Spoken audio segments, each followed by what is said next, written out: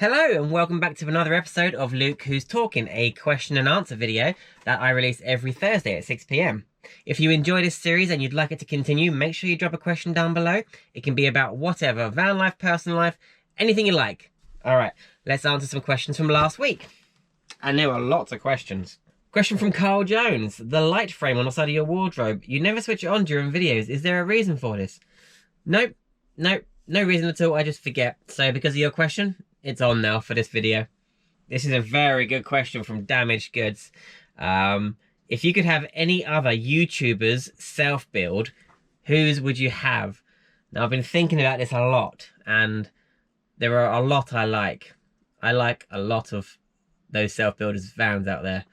Oh, see, the top two for me is Ash's van, Ash Pollard, Lost in Europe, and Matt from Vanlife TV. I like the whole rustic wood vibe. So yeah, I do like what Matt does. He does do a lot of wood and copper, similar sort of thing to me, lots of rope and things. So yeah, it's between those two, but if I had to pick one, it might be Matt's. I don't know, but it's one of those two. But it's a very good question. Sue B has asked, which 3 people would you invite to your dream dinner party, living or from the past, real or fiction, and why? That's a very hard question. So this will probably be musical themed. Michael Jackson, just idolized him growing up as a kid. Loved him, loved his music. Yeah, from the living section, Jamie Foxx. I think the man is just awesome, super talented, funny, and yeah, him. And a really random dinner party, isn't it? It's me, it's Michael Jackson, it's Jamie Foxx, and I need one more. Arnie. It's got to be Arnold Schwarzenegger. That's a random dinner party. Great question, though. Max has asked, if it's not too personal question, how comes your daughter does not live with you? My daughter's mother and I, it didn't work out between us. We ended up splitting up when she was quite young. I think she was one or two. She was very young. I'm very lucky because we're very good friends, Belle's mother and I. And you know, she's done an incredible job raising Belle, and yeah, we have Belle on the weekends. Dave P has asked, when you eventually get a house and possibly have more kids, what will you do if you/both miss the van life? Keep the Q&A going. Oh, thanks very much, Dave. Yeah, my wife wants lots of kids, so as soon as we've got a house, I think that's when we're going to start. I'm always going to have a van. I'm always going to be building camper van. So as soon as So we're going to live in the van for a year, get a house, then I will sell my van and I will start building my next van. So I'm always going to be into it, always going to be building vans. So yeah, and probably with the kids, we'll still be traveling with kids in vans. So yeah, it's always going to be part of my life now. MJF Matt has asked, hi Luke, when you first started your van, when did you put in your wiring for your lights and other electrical items? Was it before or after the insulation? It's a very good question. I've sort of retrofitted all my wiring in here. So I did all my insulation first. I started building walls. I did it sort of after. I think in the next build, I will lay out a few conduits to be able to pass cables from one side of the van to the other. I didn't do that in this van. So I have managed to find sneaky little hidden places for the cables to go all the way around the van. So yeah, the next time I will lay a few conduits down. Even if you don't use them, they're good, quite handy to have in place.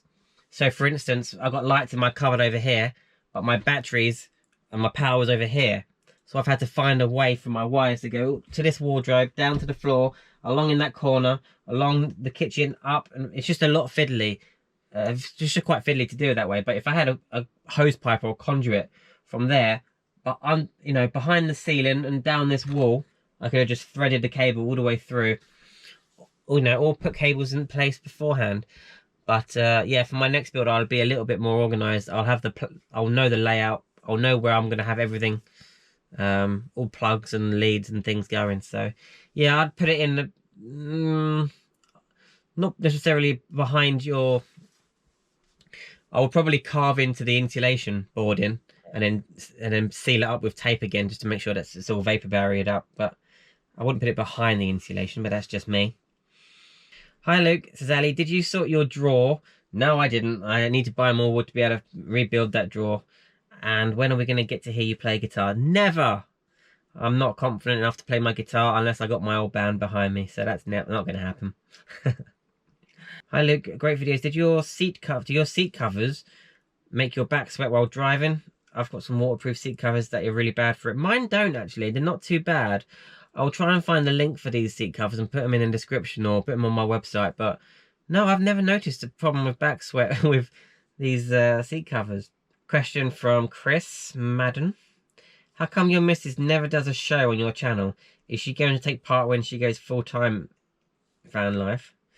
Well, there's quite a few videos with her in. I've got a separate playlist called Luke's Van Wife on the channel, and in that playlist is all the videos that she appears in.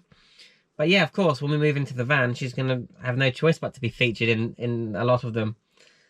Willy Cod Wanderers asked, do you have an external mounted aerial? And if so, which one do you recommend? I don't, but I'm about to sort of look into that because we're about to move into the van soon, hopefully, so we're going to need a few antennas on the roof for Wi-Fi boosting and 4G, internet and stuff.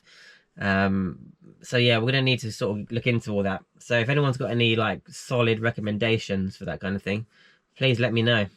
Stormy Weather has asked, do you think you will be having children when you get to your new home? Do not reply if this is too personal. That's all right. That's what this is all about. I don't mind answering personal questions.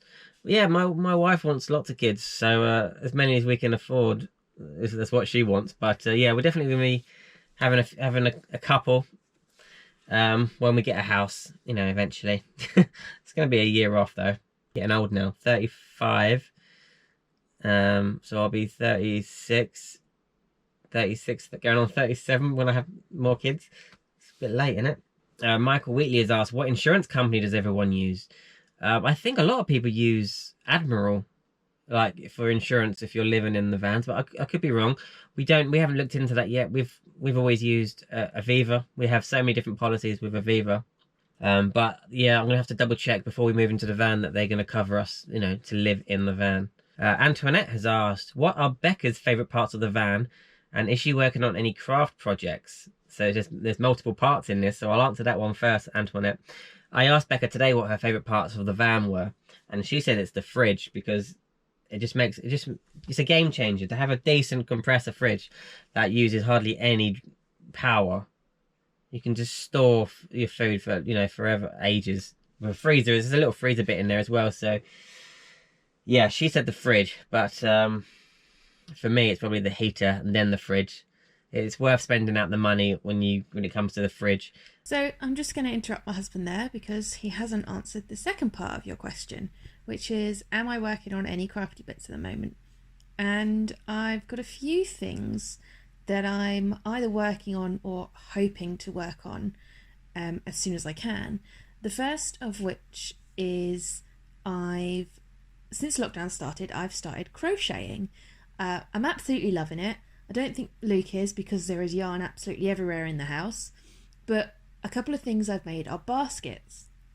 Now these are primarily going to be for the van, but as you'll see from these pictures, currently they're just holding a lot of yarn. So they're going to be for little storagey things to go in the van. Something else I started working on a very long time ago and unfortunately has had to be put on hold is I've been making a quilt.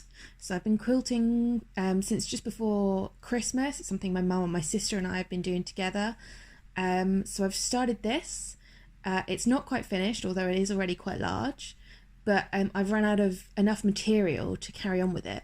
But this is going to go on the bed, so it's going to be another homey touch.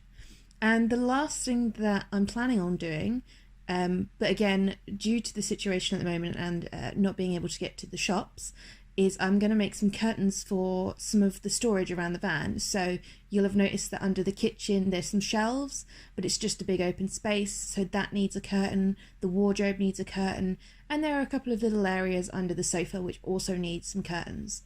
So hopefully next week the shop I need is going to be open. I'm going to be first in line to get some material, and I can get cracking with making some curtains for those. So yeah, just a few things that I'm working on. And hopefully that answers your question. Another question from Antoinette was, do you have mosquito nets on your doors? No, I don't. I've never needed to. The only time bugs and mosquitoes bothered me was when I went to Scotland. If you go to Scotland in the summer and you got all the midges, I just had to quickly get in and out through the front door to make sure that there's not so many midges got in. But no, I've never needed to really. Even when I went to Spain, I just had the doors open. That's why you get the bug zapper lights. Have you seen my bug zapper light? I'm sure you have. It's on the website as well. Rechargeable bug zapper light. Amazing. Another question from Antoinette. When you move into the van full time, will you be installing Wi-Fi? Yes, absolutely. I'll be getting some kind of data plan, unlimited data plan, antenna on the roof. Yeah, absolutely. I'm going to be looking into that very soon. She's also asked me what my favourite joke is. She likes really cheesy jokes. I'll read out your joke, Antoinette, instead of thinking of one myself. What did the cheese say when it looked into the mirror? Hello, me. Hello, me. Hello, me. Ha! Thank you, Antoinette. Carl Jones has asked, while driving your camper vans, have you been stopped by the police? And if so, why? No, I've never been stopped by the police in the van. Question 2. When you are on a trip like Scotland, do you carefully plan fuel stops and meals, or do you just chance it? Not really carefully. I certainly don't plan it around fuel. That's why I've got a big 20-litre jerry can of diesel on the back of my van, so I don't have to worry. You know, you can rest. It's a peace of mind, isn't it? If you're carrying, you know, a tenner's worth of diesel or something, you know that even if you run out, you probably got enough to get to another petrol station. So yeah, I would definitely recommend carrying diesel with you when you go on a trip like that. I do plan the stops when I go on a trip like Scotland or Wales. I do plan where I'm going to go and park up and explore. Food-wise, you just plan like you do at home. Buy a few different meals and choose whatever you want each day. Carla Adventures 2020 has asked, what's the pros and cons for converting a long wheelbase and a medium wheelbase? The pros for a medium wheelbase is parking. You can usually get into a single space quite easy. That is a con for a long wheelbase. A long wheelbase like my van, you can get into a single space if you reverse over the curb. If you've got a bit of grass, you know, if you've got a bit of grass that you can back the rear end over, you can get into a single space. But then if people park beside you, you can't really it's quite difficult to get out because, you know, whenever you turn, the back end swings out. So parking is a huge con when it comes to a long wheelbase. But you do get used to it. So yeah, the pros of having a long wheelbase is that my bed, I've got a full length king size bed up there. That's all pre-made. I don't have to make it every day. I can just climb the ladder, jump into bed and sleep. So the cons of a long wheelbase for me, I would always rather have a long wheelbase if I can. But it's all down to everyone's individual needs. If you're living in a van, I think a fixed bed is probably quite crucial, because you don't want to be making it every single day. But if you're just holidaying in a van, medium wheelbase would be fine, I'm sure. Mevy, would you rather have robot arms or robot legs? It's a very deep question, Mev. Robot arms could be quite fun for a while, until you get sore. But robot legs, you could run super fast probably. So, robot legs I'd go for. Gary Curtis, what gadgets would you like to add? Oh, loads more things.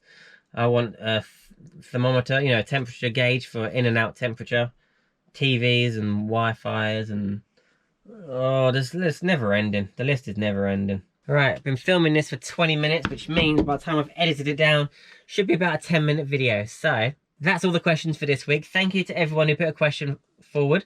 Make sure you drop some more questions down below so I can continue this series. It's a lot of fun. I quite enjoy talking about things that aren't necessarily about van life. I love talking about van stuff, but also it's quite different to talk about something else. So thanks once again for all your questions, and I'll see you next week for Luke Who's Talking. All right, bye-bye.